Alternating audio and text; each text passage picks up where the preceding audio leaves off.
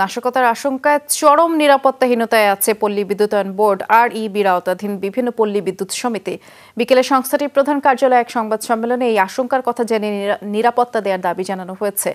আর ইবি chairman Ajay Kumar Chakraborty লিখিত বক্তব্যে জানিয়েছেন, সাম্প্রতিক অস্থিরতার সুযোগ নিয়ে পল্লী বিদ্যুৎ সমিতিতে নাশকতার হুমকি দেওয়া হচ্ছে। সারা দেশে ৮০টি পল্লী বিদ্যুৎ সমিতির পক্ষ থেকে তাদের অভিন্ন সার্ভিস কোড বাস্তবায়নের দাবি জানিয়ে আসছে বহুদিন থেকেই। আর এই দাবির ব্যাপারে চেয়ারম্যান বলেছেন, দাবি যাচাই বাছাই করার জন্য একটি কমিটি কাজ করছে।